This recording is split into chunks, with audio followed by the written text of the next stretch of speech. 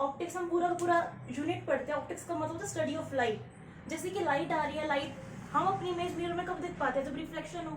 Plane mirror में reflection होता है, कनकेव कन्वेक्स मिरर हो। तो ऑप्टिक्स के अंदर आएगा स्टडी ऑफ लाइट। हम लाइट का कोई भी फिनोमिना पढ़ रहे हैं, चाहे एक लाइट 7 रंगों में टूटते, रेनबो पढ़ रहे हैं, डिस्पर्जन पढ़ रहे हैं, स्कैटरिंग पढ़ रहे हैं, रिफ्लेक्शन, रिफ्रैक्शन, सबकी स्टडी को हम बोलते हैं ऑप्टिक्स। तो ऑप्टिक्स एक पूरी ब्रांच होगी फिजिक्स की, जिसमें हम स्टडी करेंगे लाइट को, लाइट के फिनोमिने को, कैसे रेनबो बनती है, लाइट की क्या बिहेवियर है, कैसे इंटरफेरेंस पैटर्न है। तो पूरी प्रॉपर स्टडी को बोलेंगे ऑप्टिक्स। नेक्स्ट है पास इलेक्ट्रिसिटी एंड मैग्नेटिज्म। देखो इलेक्ट्रिसिटी वर्ड से पता लग रहा है कि इलेक्ट्रिसिटी की स्टडी करना। मैग्नेटिज्म का मतलब है जो मैग्नेटिक फील्ड है उसकी स्टडी करना। फिर यहाँ पे जो इकट्ठे दोनों आगे मतलब उनका रिलेशनशिप का है। अगर हम बात करें इलेक्ट्रोमैग्नेटिज्म की, याद रखना इलेक्ट्रिक फील्ड इंड्यूस करती है मैग्नेटिक फील्ड। हम एक सिंपल आयरन को मैग्नेट में कन्वर्ट कर सकते हैं, कैसे? उसमें इलेक्ट्रिसिटी प्रोवाइड करके। अब कैसे कन्वर्ट कर सकते हैं हम डिटेल में पढ़ेंगे कि इलेक्ट्रिक फील्ड और मैग्नेटिक फील्ड म्यूचुअली रिलेशनशिप होता है। इलेक्ट्रिक फील्ड और मैग्नेटिक फील्ड होती है perpendicular to each other. Electric field को बोलते हैं ई, मैग्नेटिक फील्ड को बोलते हैं बी। ये आपस में परपेंडिकुलर होते हैं, मतलब 90 डिग्री का ये आपस में एंगल बनाते होते हैं। नेक्स्ट है क्वांटम मैकेनिक्स। डिस्क्रीट का मतलब होता है छोटे छोटे पार्टिकल्स।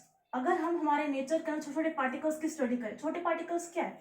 अगर हमारे हर चीज मैटर से मिलकर बनी है, मैटर का सबसे छोटा पार्टिकल है एटम।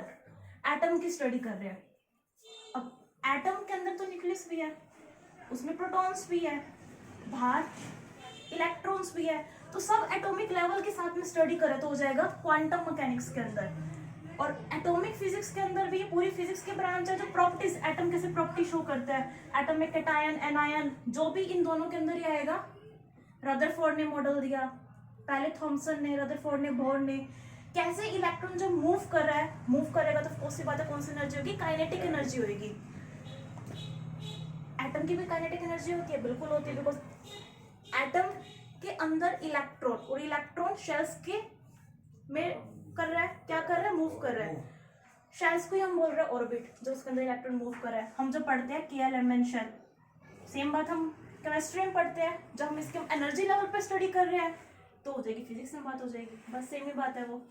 तो ये हो जाएगी एटॉमिक फिजिक्स में। हम प्रॉपर्टीज एटम की स्टडी कर रहे हैं टोटल, तो हो जाएगी एटॉमिक फिजिक्स। मतलब हम फिजिक्स को स्टडी कर रहे हैं एटम लेवल पे, तो क्या होगी? Atomic physics.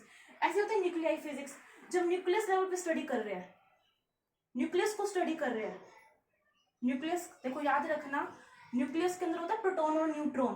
प्रोटॉन पे पॉजिटिव चार्ज, न्यूट्रॉन पे जीरो चार्ज। जब हम प्रोटॉन और न्यूट्रॉन की स्टडी करना जरूरी है, क्यों है? बिकॉज वहां से हमें किसी भी एटम का मॉलिक्यूलर मास, एटॉमिक मास पता लगता है। और एटॉमिक मास पता करना जरूरी है, क्यों है? ऑफकोर्स सी बात है, मैं आपको ग्लूकोज बोलूँ तो आप फटाफट बता दो ग्लूकोज का मास होता है 180 ग्राम पर मोल। कैसे? क्योंकि आपको हर एक एटम का